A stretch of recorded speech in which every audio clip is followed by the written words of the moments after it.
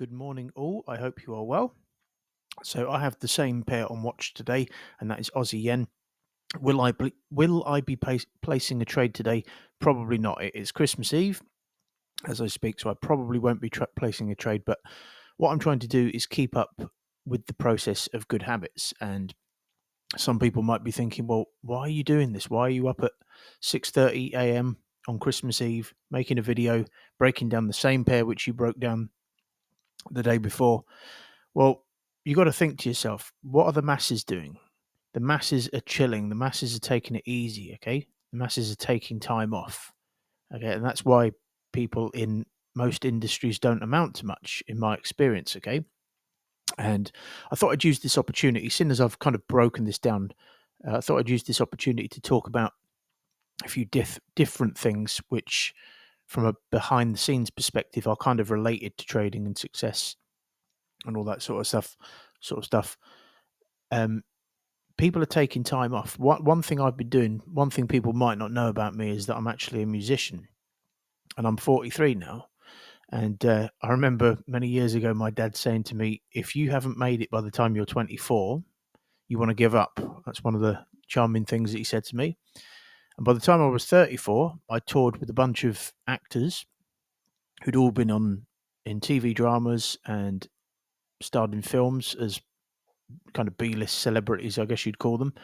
And my music was used on a film which was nominated for Best Original Music Score at the New York Film Festival. Okay, and the film itself won a Gold Remmy Award at the International Film Festival in Houston.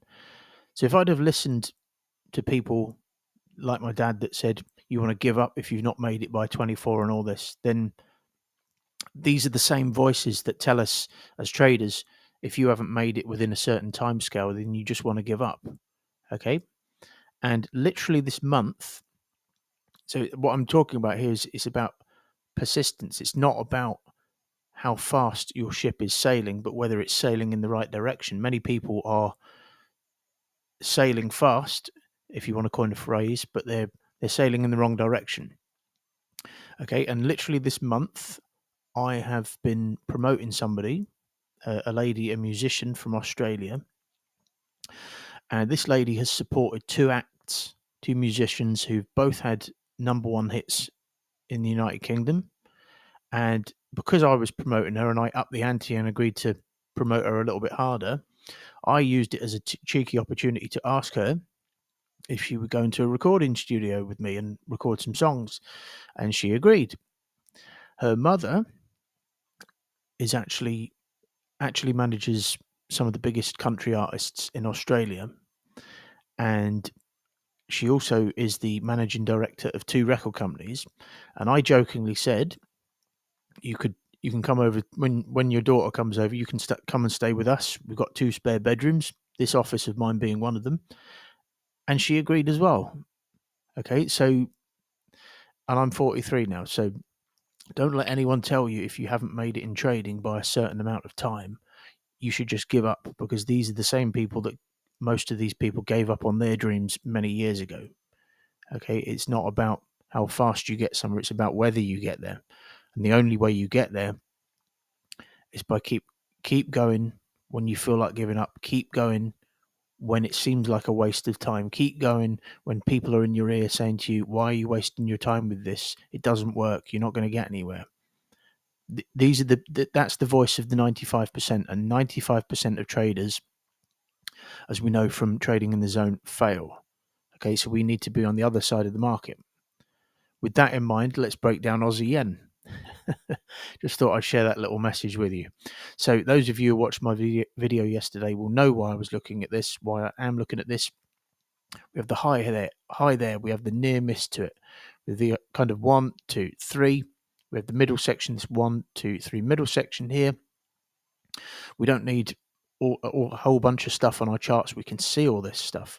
So we break above, we push to the downside aggressively, and I'm seeing this as an impulse correction continuation to push lower, especially when we have gaps to fill to these lows, especially when we have this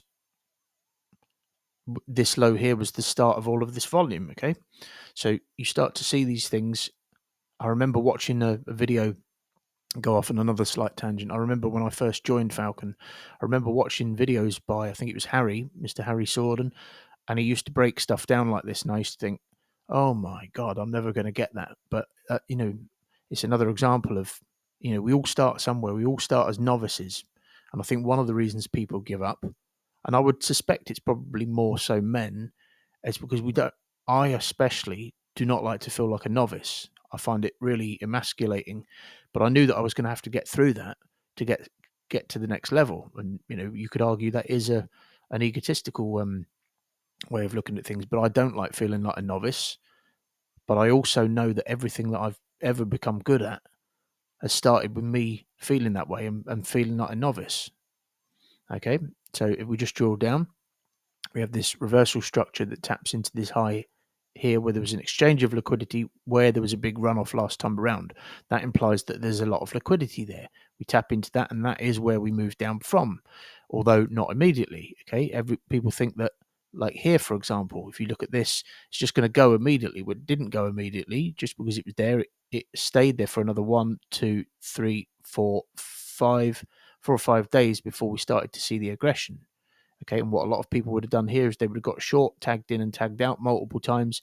Then it goes, and then they've been so emotionally scarred by the losses they took up here that they don't capitalize on potential moves to the downside. Okay, again, psychology. We've got some of the most academic people in the world trading the financial markets who can't break through. Why is that?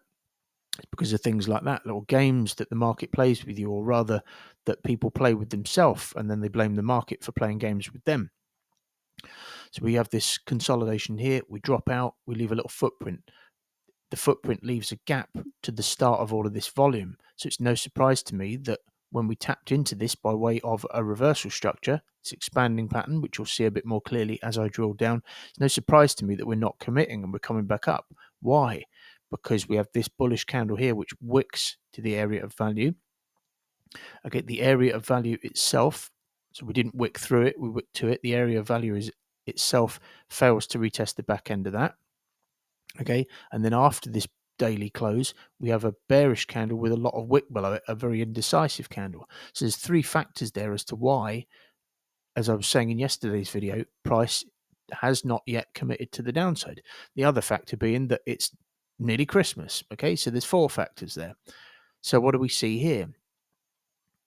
We see a correction which is as wide as the impulse preceding it is long. Okay, so this is now giving me doing exactly what I was anticipating, which is looks like it's giving us an M style pattern at this moment in time, because there was not enough for price to correct for this long after tapping into an area where there was supposedly volume, and it's still needing to build volume. That's given me a clue that we may pop up to grab more volume, which would likely be volume that's sat just above here and volume which is sat in this area because of the retest at the back end of that having not yet occurred. Okay, so quite simply,